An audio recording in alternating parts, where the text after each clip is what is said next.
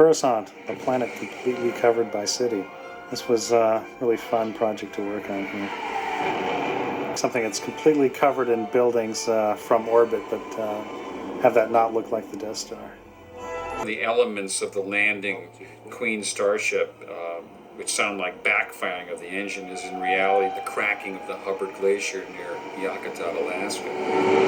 The time we come to Coruscant, I was never able to do it before. I did it sort of in little bits and pieces, but I was never able to actually show the real city because it would have been too costly and too difficult. You know, when you're making a movie where the central action is happening on some capital planet, but you never get to go there, you only hear about it, is not a fun way to tell a story. But this way I could go right into the middle of it and see this whole aspect of the Republic, which is very crucial to the whole story because that's what it's about, is the Emperor coming to take over, and how did a democracy turn into a dictatorship. One of our main characters, Anakin, is a little boy from Tatooine who has never been off-world, so to speak. And so I really wanted to tell this particular scene from the point of view of Anakin about the wonder of being in this amazing environment with all these very important people that he doesn't really understand what they're talking about or what's going on. And his only friend really is Padme. So he's using her as his anchor. There's conversations going on that are sort of above his head that we don't really know what they're talking about. A very elaborate environment, very different from Tatooine. And I wanted to really get the wonder of the Republic and the government and the giant city from Anakin's point of view, because I thought that would be the most interesting way to reveal this particular environment, which is, I guess in the end, probably one of the more glorious and impossible to do if you don't have digital technology. We also decided to add on, before we had this scene where we got to see a little bit of the planet in the taxi, and in an effort to shorten the movie, we pulled it out and put it back in again, because it does give a chance to see a little bit of the environment, a little bit of the city that, a planet that is a complete city, and show it off a little bit, wonder of it all. And I very purposely kept Anakin sort of on the sidelines. The Gungan and the boy are always kind of, outside in the hallway somewhere. But that is the way it would be. They wouldn't be included in these kinds of meetings. They're kind of puzzled by what's going on. They're standing on the sidelines. It's a little bit a riff on the very first film where the story is told through the point of view of the droids, who were sort of the lowliest characters. In this one, I'm doing it through primarily the two Jedi, but then the secondary characters are also carrying a lot of the weight when the Jedi aren't around, which is basically Jar Jar and Anakin. Because the central story is ultimately the Queen's dilemma and the Queen's problem of the threat to her planet and her people, and how is she going to save them. Shot on the second day of principal photography. If you'd been there on the day of the window, of course, it would have just been blue screen. The actors were told where they were, of course, in the script and where they were on what planet, but I don't think they had any idea of the expanse that was going to be outside the windows. I know from speaking to them after we saw the premiere, they were blown away by just shots like this. They just go by and the audience probably doesn't even think about them being effect shots because we've now seen the city from so many different angles, but they're still remarkable when you look at them.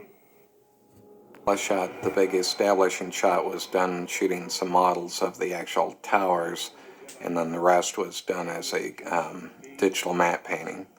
So they photographed the set, and then George decided later that the windows that they built with blue screen behind them were too high. So we ended up lowering the windows. That meant tracing every character who's against a window, rotoscoping them, and cutting that section out.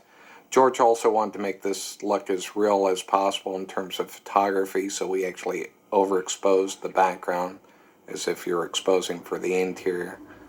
And we have lots and lots of flying vehicles outside, so we tried to create as many elements of those as possible. And each one we had to adjust the level of focus behind there, the depth of field, to relate to real-life things. Scott, tell them about the light blooming around the characters. Well, that was the other thing with the overexposure. We wanted to get a light wrap effect around them. So we done some photographic tests, and tried to reproduce the look there. So the light actually wraps around and creates that effect as if they're in front of a real bright background. It's the subtlety in the shots that just makes it really real. Plot-wise, we're dealing with the insistence of Obi-Wan in taking on this young kid, and training him, even though it's, in theory, the child should have been trained by Yoda until he was about 7 or 8 years old. And then when he was 7 or 8, he'd be given a Jedi. He'd become the Padawan learner to a Jedi. So here we're having Qui-Gon wanting to skip the early training and jump right to taking him on as his Padawan learner, which is controversial and ultimately the source of much of the problems that develop later on. A scene that we added later, when I cut the film together and looked at it, I needed to set up something that explained where Padme was going to be during these next few scenes, because Padme disappears, because obviously Padme is the queen. So I needed to come up with some reason why we don't see Padme in this next series of scenes until we get back on the plane.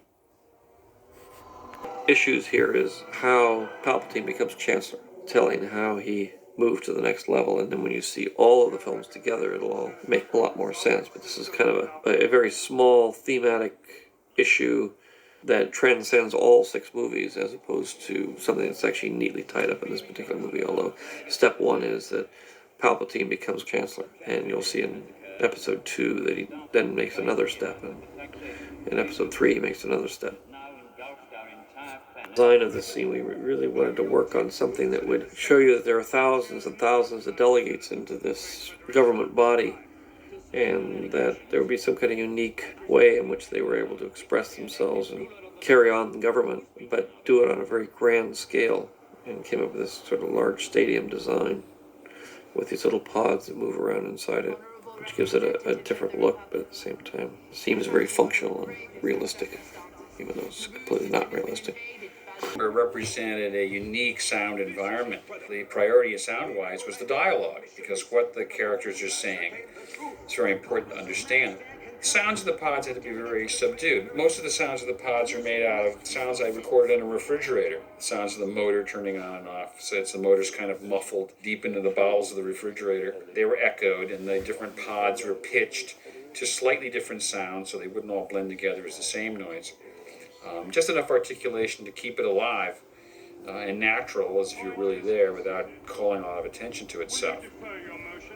So, entire Senate sequence, some of the difficulty here was also dealing with the blue screen around the Queen's hair and little subtleties like that. When they go in front of the white glowing bars, we had to add all of that in and had to have that, once again, light wrap. And then all the cameras flying around are computer graphics. Along with the blue screen people, we also put in some digital characters. If you look closely at the bottom of the screen, coming up, you're going to see the ET family in one of the pods. We also added some of the other pod racers in some of the shots. There's Gascano in one, there's Rats Tyrell in another one. So if you look closely down bottom left, those are the ETs down there. The ETs are actually in a couple of shots. We put them in one shot, and George showed it to Stephen, and Stephen said, "Oh, they're not big enough." So George had us add them to another shot. Primary issues between this relationship between Obi-Wan and Qui-Gon is that this is establishing Obi-Wan as the kind of straight arrow, the center of the movie, and Qui-Gon as the rebel, as the one who's constantly sort of pushing the envelope, which will switch itself in the next movie when, rather than having his master be the rebel, he has his Padawan learner become the rebel. I'm using Obi-Wan as sort of this centering device through all these movies, even as we get in with Luke and everybody else later on. So here we're back inside the Jedi Palace, and once again trying to keep the same look and same tone, trying to do the color balance on all the foreground characters and make sure that the digital matte painting matched into all of that, created the same look. We also had to pay attention to which direction the camera was shooting to match the lighting and the sun in its position as well. Doing this next trilogy and starting off with Phantom Menace gave me a chance to introduce things that are only hinted at in the later movies, 4, 5, and 6, which is the Jedi Council. How does it operate? You get to see, rather than just 1 or 2 fallen Jedi or half-trained Jedi or exiled Jedi, you actually get to see the Jedi in full operation, their temple that they operate out of. This was a challenge to make this all concrete and real. This is one of our very first matte paintings of Coruscant from Yusei, And it really is spectacular. I mean, it just shows the city in such exquisite detail. So a lot of times we rendered quite a range of different ships flying in the background. And you can also see that we have the head and tail lights and engine lights on most of the ships. And so those were added in as well. So we would make up these long loops of ships flying and add those into the specific scenes as required. This scene was originally shot as a sunset scene, but then George decided that with the Jedi Council scene being sunset, and then the two Jedi out on the balcony being sunset, and then this scene being sunset was just too much. So he decided afterwards that we were going to make this just after the sun is set. So the whole tone of the scene went from this very warm, fiery orange sunset color to this much cooler, bluer scene. Begins to set up the relationship between the Gungans and the Queen. It's a setup for later on when she asks the Gungans for help. It's also moving along the plot of Palpatine becoming the Chancellor. And more importantly, it's the key scene where the Queen, rather than sitting passively by and watching all this stuff transpire, takes affirmative action and decides to go back to her planet and go back to her people. I've had this written several different ways, and at the same time I have several scenes that carry this idea further in terms of her, the conflict she's having between being passive and aggressive in terms of fighting and being peaceful. Because for her, it's a break of all of her principles to go back and fight. In this scene, she doesn't really intend to go back and fight, but she does intend to go back, which will lead to a fight, and she knows that. But she's still hoping that she can resolve it in some way that doesn't involve a war. I'm tricky at writing the script in that I didn't want Anakin to become a Jedi yet, because I'm saving that for the end of the movie. But at the same time, I still had to have him tag along.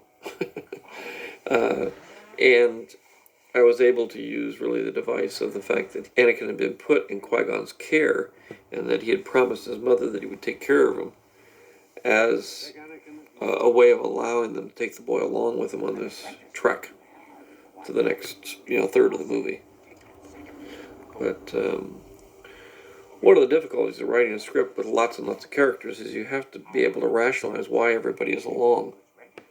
If you have a film like Dirty Dozen, where you sort of establish they're all going out on a mission together and you gather them all up and they go, it's pretty easy. But when you got a situation like this where there isn't any mandate that they stay together, that they're there for transitory reasons that are constantly having to be renewed as the plot progresses, it becomes much more difficult to be able to get all the characters in on the act and take them along on whatever journey you're going on. Go with the Queen tonight. Homage to Blade Runner. There's 2 Blade Runner spinners in the traffic stream here, but they ended up being pretty small. We didn't want them to show up too clearly. You can just barely see them. Near the beginning of Blade Runner, there was a shot where we're approaching the big police station building, and there's a Millennium Falcon that was turned into a building and placed in the skyline. So there was a Star Wars homage in Blade Runner, and so we decided to return the compliment. This sequence was one of the very first massive blue screen sets that we had. All that existed was the ramp and this platform. It was very tough for the actors this first week to understand where they were and what they were supposed to be doing, how they were supposed to be reacting to everything around them. We also get into this thing of what are midichlorians, how do they work, which advances a little bit of the story of the Force and how does the Force work and how do we come to know the Force, which is part of Anakin's training and learning to become a Jedi. We had to take the idea of the Force one step further. The midichlorians are kind of a side issue, not the sort of spiritual, metaphysical part of the Force, but the more practical, biological, physical part of the Force, or how we come to know the Force, which has to do really with the genetics of why some people are more tuned to the Force than others. One of the things that I'm doing in these films is to give it a little bit of realities, to give the shots a kind of documentary feel where things float off the shot. I don't really put people in the center, and I let them sort of drift around in the frame a little bit more than you normally do in a movie. This is especially true in this scene here, as she goes up the ramp, where Jar Jar goes almost completely off the camera. And then as Anakin and R2 approach, well, Jar Jar's an animated character. I can put him wherever I want. But I purposely put him way off the side of the screen there. It just gives you the sense that it wasn't, just staged perfectly for the camera, that things are kind of caught. They aren't perfect. It actually happened. That Jar Jar was actually there. And I actually had to frame him. But I didn't, because he wasn't there. This took place at the National Palace of Caserta in Italy. It's the location that we shot at for 4 days when we left England. Here another hologram shot that we photographed with the moving camera, so we tracked that camera motion in 3 dimensions, and then Okay, I'll do next part ends. Okay, next part is Return of a Naboo. Next part is Return of a Naboo and a Battle of Naboo. Coming soon.